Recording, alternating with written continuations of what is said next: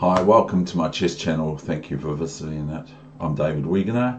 Today's date is the 1st of June 2018. So that represents that it has now become winter in New Zealand, or in Australia too. But they're sort of a few hours behind. Anyway, here we go. This is a sign I took a picture of at Chch Point. So at the bottom it says Chch Point Fisherers and Divers Club, signed by them all. Commercial harvesting of power is prohibited between the two teal and white marker posts.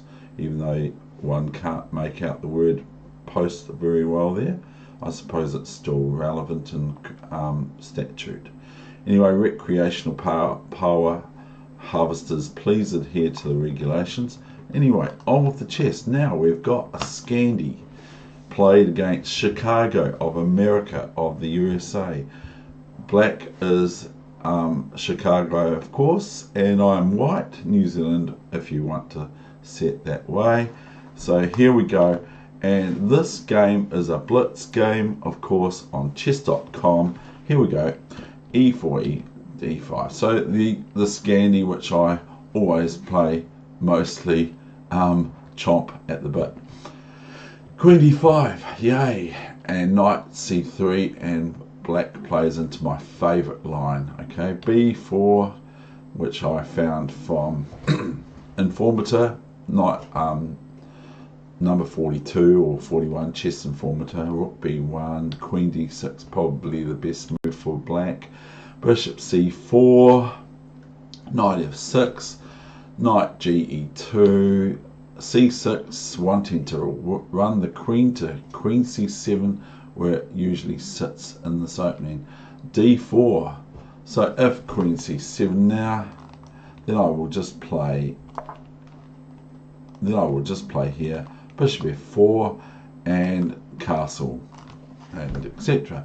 Hopefully I will show you what I mean by the word hopefully here soon hereafter.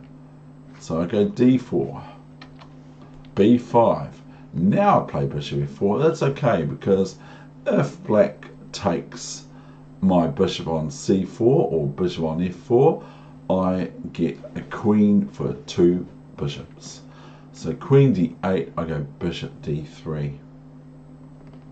e6, all quiet on the western front. Now, honestly, the next move was castle.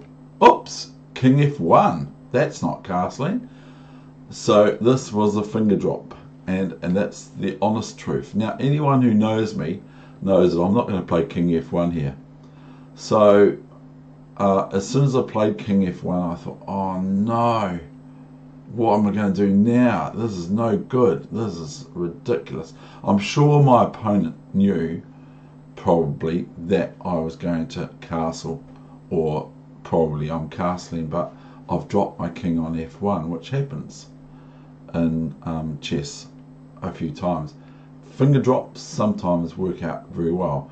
Anyway, so I have to think, well, what am I going to do now that I've now just made more or less a big mistake as far as I'm concerned, because castling now is a bit of a mission to get all my pieces out of the way of my king to go into, in a castling position. So anyway, bishop d6, so black's not going to relent. I go queen d2, castles. Oh, yay, they didn't drop it. So I have to think, right, okay, compensation. That's what we need to do in chess. Now, if bishop f4 from black now, before, instead of castling, yeah, well, we won't talk about that. h4. So I'm making it look like it's all planned. Queen c7, h5, onwards upwards, they say.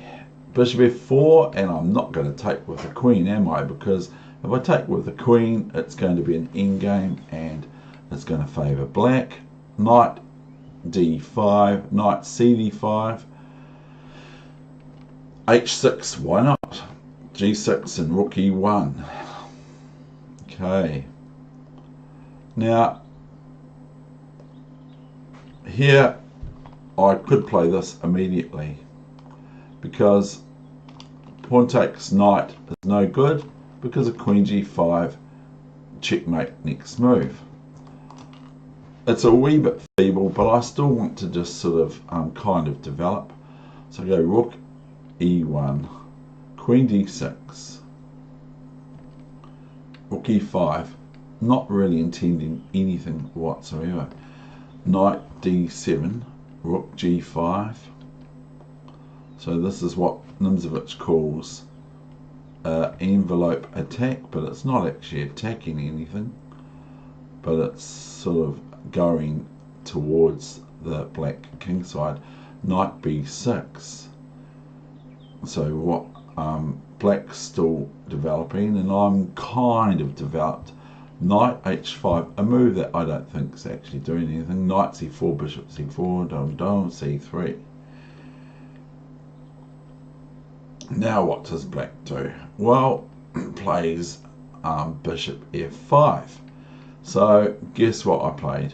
So this is a wee exercise for you. Black's clearly threatening bishop d3, so this is just a real simple exercise for you. What would you play here? Rook f5.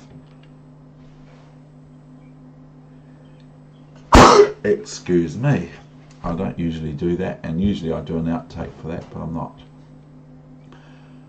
So here we have gf5, and I play rook h3, hoping to enter the rook into the fray. And black plays a sensible move, king h8. Rook g3 as if it's check, but it's not. Rook g8, rook g7. Now here I can see some things like this for white, and knight f6 and rook h7 checkmate, or queen f5 and all that sort of stuff. But I don't know if black has to react the way they did. They went chomp, chomp, check, and king g8. Now I can go queen into g5.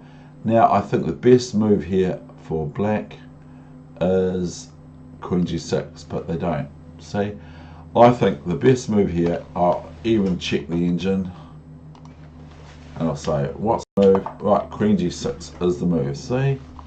So that's the move that the engine, and that's what I think is the best move for black. But black played f6, and sadly for black, this is no good, as I play knight f6 check, queen check. Now not queen g8 check, because then black can play king f6. So not queen takes rook check here, because king takes knight on f6 is pretty reasonable for black, I feel. Knight g8, and now it's pretty quickly over from here. Knight here check, and black doesn't want to take the knight, of course, so plays king g7, and here my opponent, who has the stats of resigned, even though I had a finger drop in the Scandi opening, which I quite enjoy playing against, but some friends of mine are very, very good at it. But my opponent's stats for 5-minute Blitz chess on chess.com is the following. Best win was against 2234, and the best rating that my opponent had was 2146 in April 31st 2018, the same year as this. So anyway, that's the end of my session. So I'm going to just say okay. You can have a look at how would you win this as white from here. There are moves here for white, black to play. This one's no good because of this check, and this is the only move, and queen here. That's a quick way to finish off black really, really quickly. Checkmate. Anyway, that's the end of my session. I hope you enjoyed it, and there's the sign that says all. Thank you very much, and I'll see you next time on the Muppet Show. David, we're gonna out over